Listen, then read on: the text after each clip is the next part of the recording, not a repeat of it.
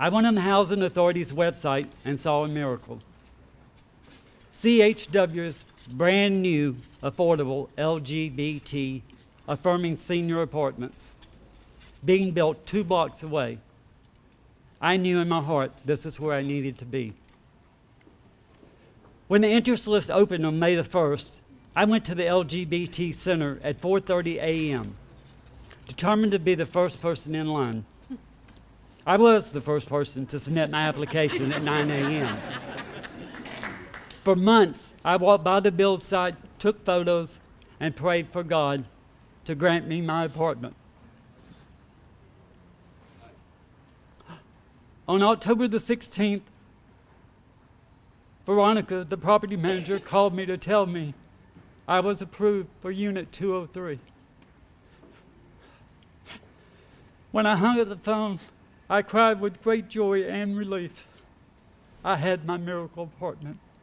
Good morning, everyone. What an incredible day for our community, for our city, and for our state. And we have the catbird seat up here of the vantage point of all this, and the residents in on the upper floors and everyone. This is so special. Thank you all, everyone who made this project possible. But I want to acknowledge the North Park community.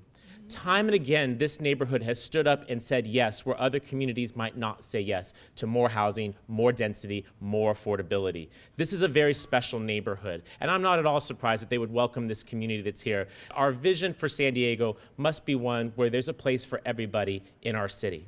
And this project, as David was alluding to, is really an example of that. Because it's not about your age, or your orientation, or your economic class. This project says there is a place for you in this city. I do have the great fortune of representing District 3 right now, but I'm not operating in isolation. I think we're in the presence of somebody else who also is a champion fighting alongside of me for housing and transit and other livability issues for our overall quality of life. And I want to welcome my colleague, Georgette Gomez, who's here with us today as well. And the work that we're trying to do here in North Park, this really does embody the greatness, I think, of urban design, about opportunity, affordable housing, transit-oriented development, housing for underserved communities. It's all right here at North Park Seniors. This is what is best about San Diego. A whole community that turns out, people that were responsible for this happening, people that are living here, and then just people that care about the fact that this is one of the most innovative projects in the entire United States. It's so important to be able to be here with such critical partners who are continuing to do what they can to help us address the housing affordability and housing crisis. Partners like Assemblymember Todd Gloria, who worked with us last year in the Housing Commission on AB 1637 that helped with both low income, but then also middle income housing and changing state law. We're not just about what can we do here, we're partnering with the state to find ways to find homes for all San Diegans. The assurance that each one of us are welcome, we call it inclusion, we call it social justice, is an essential part of what civil rights activists of every stripe have fought for over these many decades. And those civil rights movements are part of what made the founding of Community Housing Works possible 30 years ago.